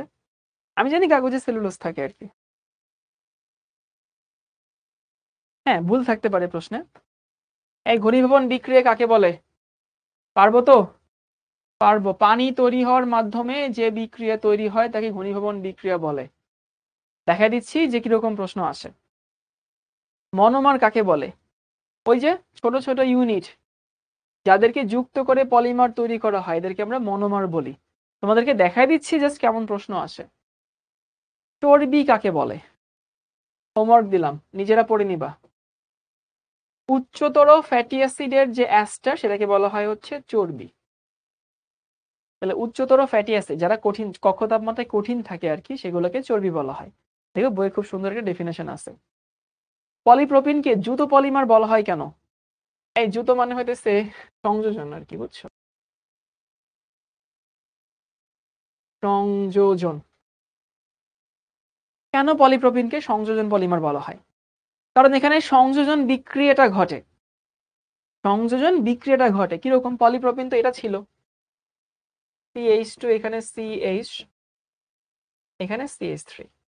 তাহলে দেখো এটা একটা সংযোজন বিক্রিয়া, তাই না? এই সংযোজন বিক্রিয়াতে সেখানে কি ঘটনা ঘটে? CH2, এখানে হচ্ছে CH3। তো যেহেতু পাই বন্ধন ভেঙে গেছে, মাঝখানে দ্বিবন্ধন ভেঙে গেছে, সংযোজন ঘটছে, এই জন্য এটাকে কি বলা হয়? সংযোজন পলিমার। তোমার মতো করে একটু লিখে দিতে হবে আর কি। পলিথিন সংযোজন পলিমার ব্যাখ্যা করো। একদম একই প্রশ্ন, এই প্রশ্ন আর এই প্রশ্ন একই প্রশ্ন, নতুন কিছু না। বি থেকে প্লাস্টিক বোতল প্রস্তুতি সম্ভব, বিশ্লেষণ করো। এ বি মানে CnH2n, সম্ভব কি সম্ভব না বলো? বলো তোরা কোন যৌগটা মিন করছে? CnH2n কার সংকেত? অ্যালকিনের সংকেত না? তো ওরা যেটা মিন করছে সেটা হইতেছে পলিথিন মিন করছে, তাই না? ইথিন তৈরি করবা, তুমি ধরে নিবা এটা ইথিন, সেই ইথিন থেকে তুমি পলিথিন তৈরি করবা। সো প্লাস্টিক পলিথিন একই জিনিস। তারপরে হইতেছে উদ্দীপকের পি যৌগ থেকে পলিথিনের মনোমার প্রস্তুত করা সম্ভব কিনা বিশ্লেষণ করো। চলো এটা একটু দেখি। তোমরা একটু এইগুলো তুইলো না, এগুলো এভাবে থাকুক, প্র্যাকটিস করছি তো। CnH2n, CnH2n মানে কি বুঝো ভাইয়া? অ্যালকিন। দেখো এটা হচ্ছে আমার অ্যালকিন। অ্যালকিনের সাথে পানি মেশাইলাম। অ্যালকিনের সাথে পানি মিশালে তোমরা কি জানো যে অ্যালকোহল তৈরি হয়? জানি তো। অ্যালকিনের সাথে পানি মেশালে অ্যালকোহল তৈরি হয়, উদাহরণ দিচ্ছি। 3 কার্বন, তো তাহলে 3 কার্বন মানে এরকম CH3 CH, এখানে হইতেছে CH2। তুমি যখন এর সাথে পানি মেশাবা H এবং OH অ্যাসিড সহকারে, তখন কি যাবে? এক জায়গায় যাবে হইতেছে H, এক জায়গায় যাবে OH, তুমি এখানে পাবা হইতেছে এইটা CH3 CH, এখানে OH গেল, CH3 গেল। ওকে গেল এটা। এখন প্রশ্ন বলতেছে যে উদ্দীপকের পি যৌগ থেকে, এই যে উদ্দীপকের পি যৌগ থেকে পলিথিনের মনোমার প্রস্তুত করা সম্ভব, বিশ্লেষণ করো। মানে তোমার এই যে এইখান থেকে পলিথিনের মনোমার তৈরি করতে হবে।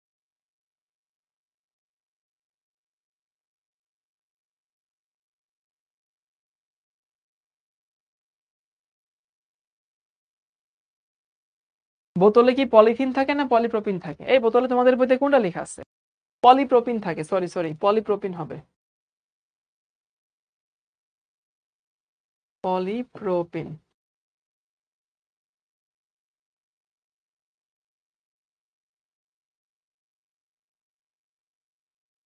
এখন আমাদের কাজ হচ্ছে এই যে এইখানে যে জিনিসটা আছে CH3 CH2 CH2, মানে আমার কাছে হচ্ছে এখানে আছে হচ্ছে প্রোপিন, সেখানে আমি পানি মিশাইছি, পানি মিশাইলে সেখানে কি তৈরি হলো? প্রোপানল তৈরি হলো। এখন তোমার কাজ হচ্ছে প্রোপানল থেকে হইতেছে সেখানে আবার অ্যালকিনে ফেরত যাওয়া। তো এটা আমরা ব্রেকে একটু চিন্তা করব, তোমাদের জন্য 10 মিনিটের একটা ব্রেক, তোমরা চিন্তা করো, চিল করো, এরপরে এসে আমি তোমাদেরকে দেখা দিচ্ছি। আমার একটু চা কফি খাওয়া লাগবে আর কি, বুঝছো?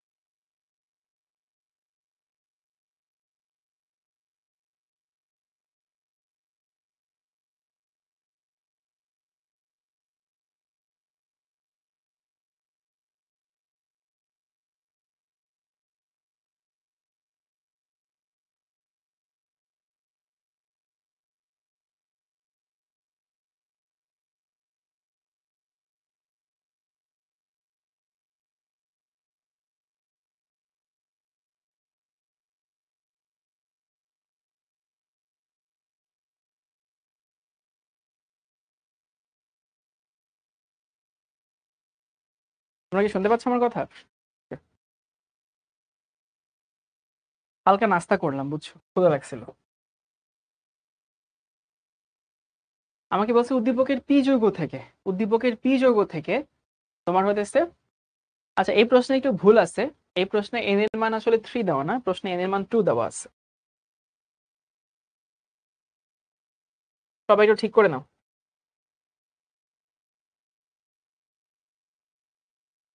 এন এর মান 3 হইলে এই প্রশ্ন করা যাবে না, মানে করা যাবে বাট তোমাদের লেভেলের জন্য না। এন সমান হতেছে 2।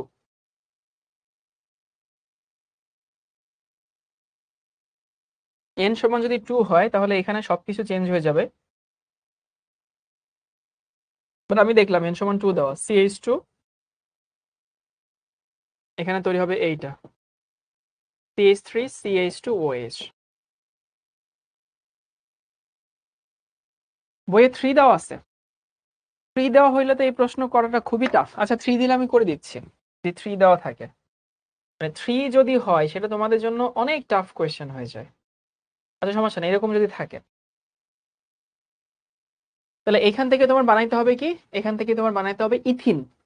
তাহলে তোমার এখনকার অবস্থান হচ্ছে এইটা প্রোপানল, সেখান থেকে তোমাকে বানাইতে হবে হচ্ছে ইথিন। এখন প্রোপানল থেকে ইথিন বানানো, চলো একটু দেখি কেমনে প্রোপানল থেকে ইথিন বানানো হয় বা বানানো যায়। তো তুমি যদি আসলে প্রোপানলকে, এটা এরকম না দেখায়, এরকম দেখাই আমরা, CH3 এখানে CH2 CH2OH, এটা দেখায় হাইড্রোজেনটাকে OH-টাকে বাম পাশে নেই। তাহলে আমি করব কি, এখান থেকে প্রথমে বের করব কি, এখান থেকে ধরে এটাকে জারণ করছি, পটাশিয়াম ডাইক্রোমেট। আরেকটা স্লাইড অ্যাড করি, এইটা CH3 এখানে হচ্ছে CH2।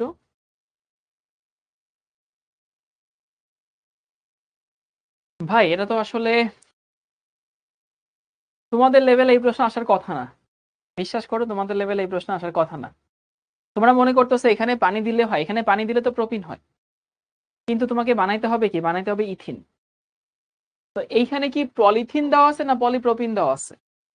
মানে তোমার যদি এখানে মনোমার বানাইতে হয়, ইথিন বানাইতে হয়, এখানে কার্বন একটা কমাইতে হয়, 3 কার্বন থেকে 2 কার্বন বানাইতে হবে।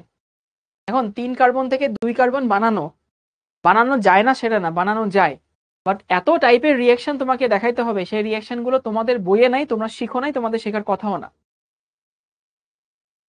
পলিথিন লেখা আছে। আচ্ছা ঠিক আছে, আমি তোমাদেরকে দেখাই দিচ্ছি কেমনে বানাইতে হয় আর কি।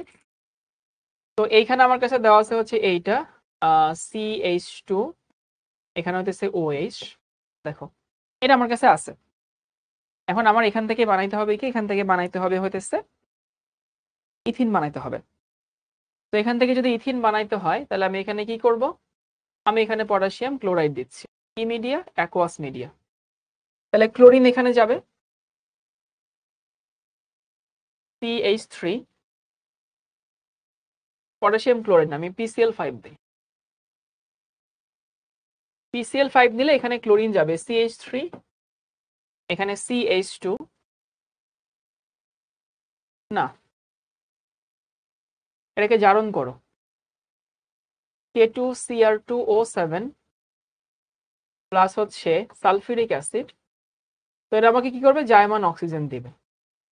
জায়মান অক্সিজেন দিলে অ্যালকোহলকে জারণ করে তুমি কি পাচ্ছ, অ্যাসিড পাবা আর কি, একসাথে CH3 CH2 COOH, অ্যাসিড পাইলাম না। এরকম প্রশ্ন আসার কথা না, আমি নিশ্চিত 100% নিশ্চিত প্রশ্ন এটা নাই। এবার এই অ্যাসিডকে তুমি যদি সোডিয়াম হাইড্রোক্সাইড করো তখন তৈরি হবে হচ্ছে এইটা, এই অ্যাসিড লবণ তৈরি হবে, CH3 CH2 COONA। এর সঙ্গে তোমরা যদি সোডা লাইম মেশাও, সোডিয়াম হাইড্রোক্সাইড এবং ক্যালসিয়াম অক্সাইড, তখন তৈরি হয় হইতেছে CH3 CH3, কার্বন একটা কমে গিয়ে অ্যালকেন তৈরি হয়। এই অ্যালকেন থেকে তোমাকে বানাইতে হবে হইতেছে অ্যালকিন। তো এখানে কপার নলের মধ্য দিয়ে তাপ দিলে এখানে অ্যালকিন তৈরি হয়, CH2 CH2। এই হচ্ছে প্রসেস, কিন্তু এগুলো তোমাদের এই লেভেলে আসার কথা না।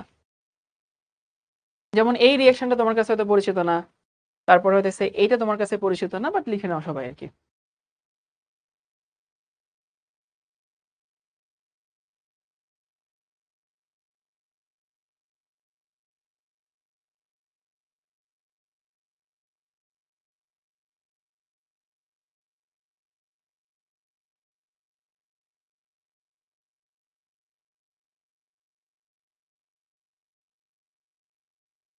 ওকে, এটা অন্যভাবেও করা যেতে পারে, কিন্তু এটাও ঠিক আছে।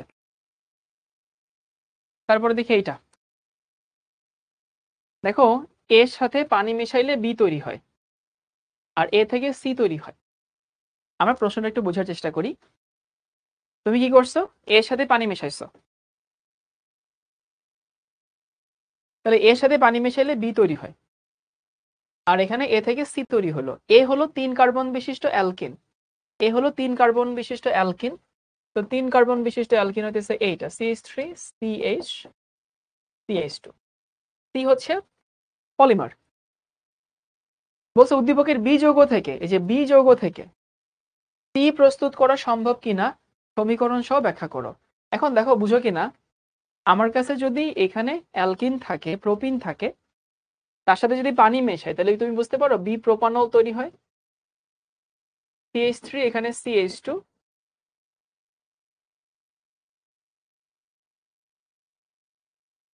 দেখো বি প্রোপানল তৈরি হয়। আর সি কি, সি হচ্ছে পলিপ্রোপিন। পলিপ্রোপিন কোনটা, পলিপ্রোপিন হচ্ছে এইটা CH2, এখানে হচ্ছে CH, দেখো এই হচ্ছে আমাদের সি। এখন বলছে বি যৌগ থেকে, মানে বি যৌগ থেকে সি প্রস্তুত করা সম্ভব কিনা। এটা কিন্তু খুবই সম্ভব। এটা কেন ইজি, কারণ দেখো এখানে কিন্তু কার্বন কমাইতে হইতেছে না, তোমাকে কার্বন কমানো লাগছেই না। আগেরটাতে কি করতে হয়েছিল, কার্বন কমানো লাগছিল। তোমাদেরকে আমি বলছিলাম না যে এখানে 2 হইলে ইজি হয়, অথবা এখানে পলিথিন না হয়ে পলিপ্রোপিন হইলে ইজি হয়। কারণ কি, কার্বন সেম রেখে আমার করতে হচ্ছে, বাট এখানে তো কার্বন সেম রাখাই আছে। তাহলে আমি কি করব, এটা থেকে এটা বানাবো। কেমনে বানাবো, এটা ইজি পিজি। CH3, এখানে হচ্ছে CH2, CH2OH। তুমি এটার সঙ্গে ডিরেক্টলি সালফিউরিক অ্যাসিড অ্যাড করো, নিরুদন অ্যাড করো, নিরুদক অ্যাড করো, তাহলে এখানে তৈরি হবে CH3 CH, এখানে CH। আগের প্রশ্ন অবশ্যই ভুল আসছে, মানে হয় এখানে তুলতে ভুল হয়েছে, না হয় ওইখানে পরীক্ষায় ভুল আসছে, এটা তৈরি হয়। এবার এটাকে পলিমারকরণ করলে, এর যদি তুমি n সংখ্যক নাও, তাহলে হতেছে, আমি হচ্ছে এই CH3 টার বাইরে দেখাই, একপাশে দেখাইলেই হয়, একই কথা।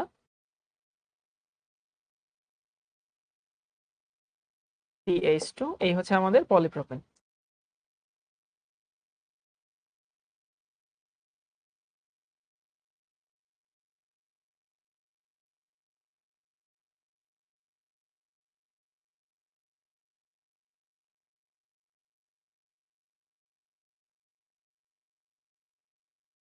তোমরা জৈব যৌগের জন্য আগের বছরে আসা যে প্রশ্নগুলো ছিল সেগুলো একটু বেশি বেশি প্র্যাকটিস করবা, দেখবা যে একটু একটু করে সহজ লাগবে।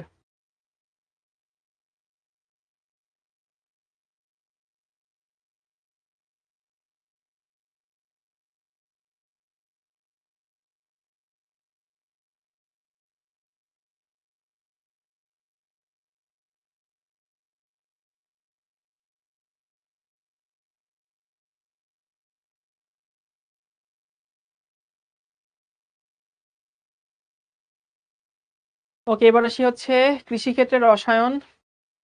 মানে বুঝতে পারছো, তোমাদের এখানে আসলে 2টা চ্যাপ্টার ছিল। কি কি, একটা ছিল হইতেছে পলিমার, আমরা যেটা পড়ে ফেলছি প্রথম, জৈব যৌগ। আর হচ্ছে আমাদের কি বলে, গৃহস্থলীতে রসায়ন, পরিষ্কার পরিচ্ছন্নতার রসায়ন, এবং কৃষি শিল্প ক্ষেত্রে রসায়ন। আচ্ছা, তোমাদের কাছে কি মনে হয় এখন যে টপিকগুলো তোমাদের সামনে আসবে, এটা কি তোমাদের ক্লাসে পড়ানোর টপিক বেশি নাকি নিজে পড়ার টপিক বেশি, বলো তো, কি মনে হয়?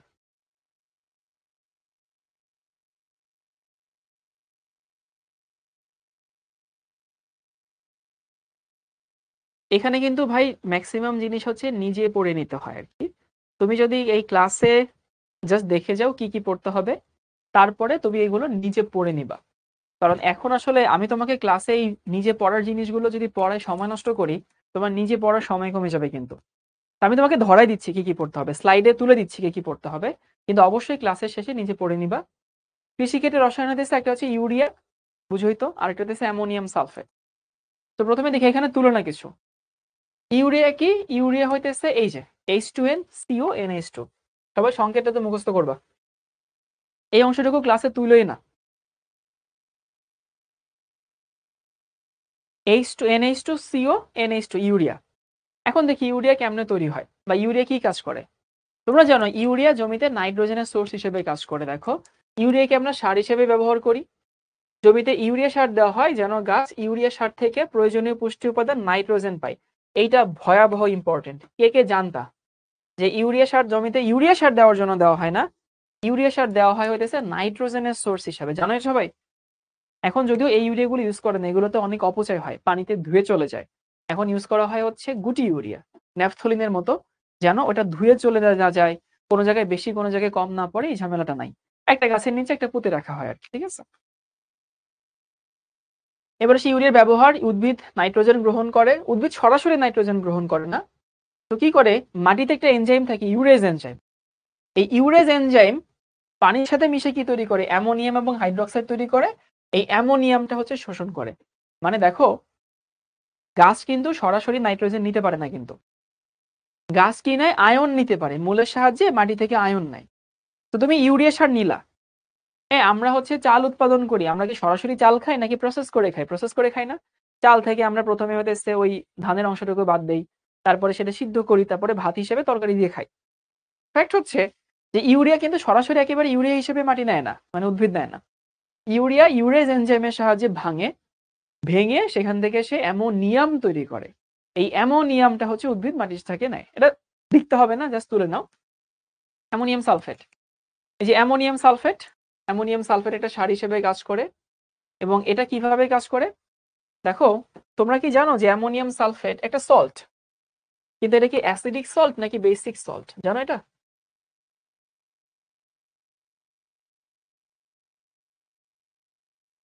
প্রশ্ন হচ্ছে অ্যামোনিয়াম সালফেট, ভাই এটা কিন্তু একটা অম্লীয় লবণ।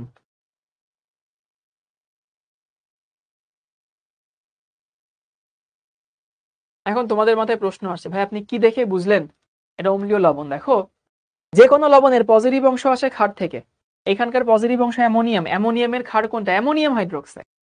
তাহলে এই লবণের সোর্স ক্ষার হইতেছে অ্যামোনিয়াম হাইড্রোক্সাইড। তোমরা জানো যে অ্যামোনিয়াম হাইড্রোক্সাইড একটা দুর্বল ক্ষার। আর এই লবণের সোর্স অ্যাসিড হচ্ছে সালফেট অ্যাসিড থেকে আসছে। সালফেটের অ্যাসিড কি, সেই বিখ্যাত একদম তেজি সালফিউরিক অ্যাসিড।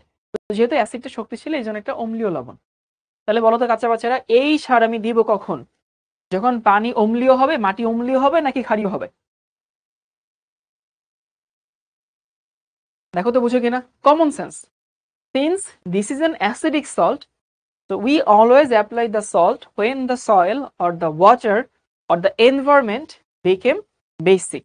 মানে যখন মাটি বলি, পানি বলি বা গাছের আশেপাশে বেসিক হয়ে যায়, তখন সেটাকে আমরা এই সারটা দিই। বিশেষ করে পাহাড়ি এলাকায়, শোনো পাহাড়ি এলাকায় প্রচুর পরিমাণ ক্যালসিয়াম কার্বনেট থাকে, প্রচুর ক্যালসিয়াম কার্বনেট থাকে। ক্যালসিয়াম কার্বনেট মানে সেখানে ক্ষার থাকে অনেক। তো পাহাড়ি এলাকায় দেখা যায় জমি টমিতে আসলে খুব একটা সার হয় না, মানে ফসল টসল হয় না। কেন হয় না? কারণ জমিতে প্রচুর ক্ষার আছে। আশেপাশে যদি চুনের খনি থাকে, আশেপাশে যদি হইতেছে পাহাড় থাকে, চুনাপাথরের পাহাড় থাকে, তখন সেখানে কিন্তু খুব একটা ধান টান হয় না। তো ওই জায়গায় আমরা কি করি, অ্যামোনিয়াম সালফেট দিই। তোমরা জানো অম্লীয় হইলে চুন দিতে হয়, আর ক্ষারীয় হলে এটা দিতে হয়, জানো কিনা? যদি মাটি বা পানি বা হচ্ছে কি বলে গাছের নিচের পরিবেশ সেটা যদি অ্যাসিডিক হয়, তখন দিতে হয় এইটা, সরি কি বলে, চুন। আর যখন ক্ষারীয় হয় তখন দিতে হয় হচ্ছে এইটা। তাহলে অ্যামোনিয়াম সালফেট ক্ষারকের সাথে বিক্রিয়া করতে পারে। দেখো ক্ষারকের সাথে বিক্রিয়া করে কারণ ও নিজে হচ্ছে অ্যাসিড। কাজে মাটিতে ক্ষারকের পরিমাণ বেড়ে গেলে অ্যামোনিয়াম সালফেট ব্যবহার করা হয়। এই কথা কাজে মিল আছে? হুজুররা মাঝে মধ্যে ওয়াজ করে বলে ঠিক কিনা। তো তোমরা বলো ঠিক কিনা, বুঝছো কিনা? হুজুররা ওয়াজ করার পরে সাপোর্ট চায় আর কি, অডিয়েন্সের সাপোর্ট চায়, যে বলেন ঠিক কিনা। সবাই একসাথে বলে ঠিক। তো তোমরা বলো ঠিক কিনা। ঠিক তো? এটা উদ্ভিদ প্রয়োজনীয় পুষ্টি উপাদান, এ থেকে নাইট্রোজেন সালফারও নেয়। সো নাইট্রোজেন সালফার তো নেই, আর মাটি যদি বেসিক হয়ে যায় তখন সে মাটির বেসিসিটি কমায় দেয়, উপযুক্ত পরিবেশ তৈরি করে। কৃষি দ্রব্যে ক্যালসিয়াম কার্বাইড, তোমরা জানো কার্বাইড দিয়ে কি করে? কার্বাইড দিয়ে ফল পাকায়, তাই না? কলা পাকায়, টমেটো পাকায়। তো এটা পড়ে নিবা যে কার্বাইড স্প্রে করে দিয়ে সেখানে ফল টল কি পাকায়, এটা উচিত না। তারপর হচ্ছে ভিনেগার, খাদ্য লবণ, বরফ। ভিনেগার ডাম্মু কি বানায়? ভিনেগার ডাম্মু আচার বানায়, দেখছি। আচার, জলপাইয়ের আচার, তেঁতুলের আচার, চালতার আচার, দেখবা সেগুলো সব ভিনেগার থাকে। তারপর হচ্ছে খাদ্য লবণ, এই নোনা ইলিশ দেখছো কেউ রাস্তায় বিক্রি করে? নোনা ইলিশ নোনা ইলিশ হইতেছে ইলিশ মাছ ফেড়ে ফেড়ে তারপরে হচ্ছে লবণ দিয়ে রেখে দেয়। আবার এখন না হয় সব বাসায় ফ্রিজ আছে, অনেক বাসায় আগে ফ্রিজ ছিল না, তখন আব্বু যদি সন্ধ্যার সময় কিছু কিনে নিয়ে আসতো মাছ টাছ, আম্মু কিন্তু লবণ দিয়ে রেখে দিত। তারপর হচ্ছে বরফ, বরফ দিয়েও তো আসলে খাদ্য সংরক্ষণ করা হয়, তাই না? ফুড প্রিজারভেটিভ, ফুড প্রিজারভেটিভ কি কি, যারা যারা ফুড সংরক্ষণে ব্যবহৃত হয়, এখানে কিছু পারমিটেড যেগুলো আমরা ব্যবহার করতে পারি, নাম লিখে আছে পড়ে নিবা। এর মধ্যে কিন্তু নাই, কি বলে, ফরমালিন নাই।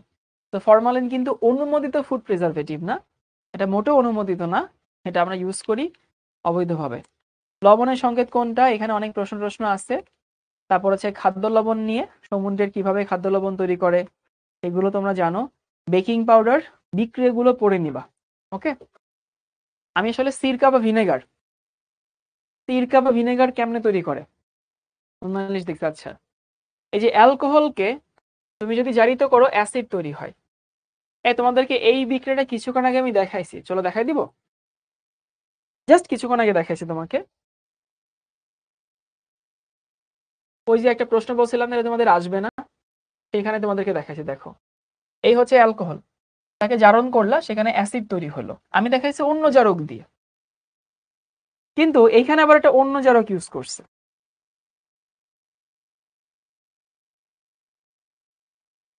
অ্যাসিড এফেক্টের জারক ইউজ করছে, কিন্তু দিন শেষে একই ঘটনা ঘটলো। কি হয়েছে, তুমি অ্যালকোহলকে জারণ করলে সেখানে অ্যাসিড পাচ্ছ, এই অ্যাসিডকে তুমি যদি হচ্ছে 6 থেকে 10% দ্রবণ তৈরি করো, সেখানে ভিনেগার তৈরি হয়। ওকে, খাদ্য সংরক্ষণে ভিনেগারের প্রক্রিয়া ও ব্যাকটেরিয়া জন্মাতে দেয় না, সেগুলো আমরা জানি। কোমল পানীয়র মধ্যে কার্বন ডাই অক্সাইড থাকে, সেই কার্বন ডাই অক্সাইড মিলে কার্বনিক অ্যাসিড থাকে। এই জন্য হইতেছে কোমল পানীয়র গ্লাস খুললেই ফুস করে গ্যাস বের হয় আর কি। কি গ্যাস বের হয়? কার্বন ডাই অক্সাইড গ্যাস বের হয়। ওকে, সো আমি আসলে তোমাদেরকে আর সময় নষ্ট করবো না, আসলে কিছু প্রশ্ন এখানে আছে, সবাই নিজে নিজে প্র্যাকটিস করে নিবা। আমি কেন আসলে তোমাকে, দেখো সাবান টাবান অনেক কিছু আছে, কেন তোমাদের সময় নষ্ট করবো না এখানে, এই জিনিসগুলো টয়লেট ক্লিনার কেমনে আসলে প্রস্তুত করে, যে রিয়াকশন গুলো আছে সেগুলো তোমাদেরকে পড়ে নিব। কেউ আবার বললো না যে শাওন ভাইয়া পড়ায়নি এগুলো ক্লাসে। এই জিনিসগুলো নিজেকে পড়ে নিতে হয়, নিজে না পড়ে নিলে এই রিয়াকশন গুলো তুমি যদি হচ্ছে, আমি তোমাকে এখানে বুঝাই দিই, এন্ড অফ দ্য ডে যে লরাইল অ্যালকোহল সালফোনেট কি থাকে, সোডিয়াম বেনজয়েড কি থাকে, এই জিনিসগুলো তুমি আসলে নিজেকে শিখতে হবে। আমি বলবো তোমরা ক্লাসে এই সময়টুকু নষ্ট না করে আধা ঘন্টা এই স্লাইডটা চোখ বোলাবা, বইয়ের চ্যাপ্টারটা চোখ বোলাবা। এই চোখ বোলাবো তো ভাই, আজকে শেষ ক্লাস কিন্তু কেমিস্ট্রির। তো শেষ ক্লাস মানে হতেছে এন্ড অফ দ্য ডে, এক্সামের আগে তোমাকেই পড়তে হবে। সাজেশন আমরা দিব, সমস্যা নেই, সাজেশন পরীক্ষার আগে দিব, কিন্তু এখন তোমাদেরকে তো পড়তে হবে। তো আমাদের জীবনে রসায়ন যে কাহিনীটা আছে, এখানে যাই বলি না কেন, এই অংশটুকু একেবারে ঠাডা মুখস্থ করার মতো না, এই অংশটুকু নিজেকে পড়ে নেওয়ার জিনিস। এই চ্যাপ্টারটা পুরোটাই গল্পের মতো। তা আমি তোমাদেরকে বলবো যে এখান থেকে প্রশ্ন কম আসে সত্যি কথা, কিন্তু একটু গল্পের মতো পড়ে নিতে হবে। কে কে পড়ে নিবা একটু কমেন্ট করো। আর তোমাদের সাথে আজকে হচ্ছে এটা কেমিস্ট্রিতে আমাদের লাস্ট ক্লাস। তো পরীক্ষার আগে হয়তো দেখা হবে, কিন্তু এরকম ক্লাসরুমে আর তোমাদের কলেজের আগে দেখা হচ্ছে না। তো তোমাদের সঙ্গে আমাদের দেখা হবে আর কলেজে। আর তোমাদের মধ্যে যারা A+ পাবা, তাদের সঙ্গে বিভিন্ন জায়গায়, জানো তো, শিখো তোমাদের সেলিব্রেশনে ডাকবে, জানো এটা? তো যদি সবকিছু ঠিকঠাক থাকে ইনশাল্লাহ, হয়তো ওই রকম কোনো একটা সেলিব্রেশনে তোমাদের সঙ্গে দেখা হবে। SSC পরীক্ষা দিবা, তারপরে দেখবা GPA 5 পাবা, তোমরা আসবা, আন্টিরা আসবে, আঙ্কেলরা আসবে, তো কোনো একটা সেলিব্রেশনে দেখবা যে আমি চলে গেছি, আমার সঙ্গে দেখা হচ্ছে, আমি তোমাদের সঙ্গে সেলফি টেলফি তুলতেছি। তো ইনশাল্লাহ কোনোদিন একসাথে সেলফি তোলা হবে। আর আমি আর আধা ঘন্টা সময় লেন্দি করছি না, কারণ তোমাদের নিজে পড়ার জিনিস। তো অনেক কিছু কিন্তু আমি তোমাদের জন্য রেখে দিচ্ছি। এই যে দেখো, অতিরিক্ত ডিটারজেন্ট ব্যবহারের কুফল, তারপরে হচ্ছে স্নো ক্রিম কেমনে পিএইচ কত রাখতে হয়, সতর্কতা কি কি, মানে মুখের কোনো ক্ষয়ক্ষতি যেন নাটা হয় আর কি, ব্লিচিং পাউডারের কি সমস্যা, এগুলো একটু পড়ে নেওয়ার জিনিস।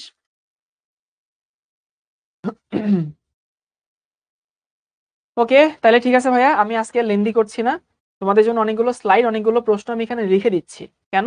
Just because you can practise, তুমি যেন প্র্যাকটিস করতে পারো আর কি। তো এই ক্লাসের মাধ্যমে আমাদের রসায়নের সকল ক্লাসের পরিসমাপ্তি ঘটলো। ওকে, তো এটা স্ক্রিনশট নাও, শেষ ক্লাসের একটা স্মৃতি থাকুক। শোভন আর শিশির আমাদের সাথে নাই, কিন্তু না থেকেও ছবির মাধ্যমে আছে, আমাদের হৃদয়ে আছে। আমরা ওই দুজনকে স্মরণ করছি যারা তোমাদের সাথে ছিল। শিখো শিখো, সমস্ত স্টাফ যারা ছিল তারাও তোমাদের এই কোর্সটা কমপ্লিট করার জন্য কাজ করছে, ক্যামেরার সামনে, ক্যামেরার পেছনে। আর আমাদের সবার দোয়া তোমাদের জন্য আছে। তো পরীক্ষার আগে দেখবা যে তোমাদের যখন যেটা দরকার আমরা তখন সেটা প্রোভাইড করব।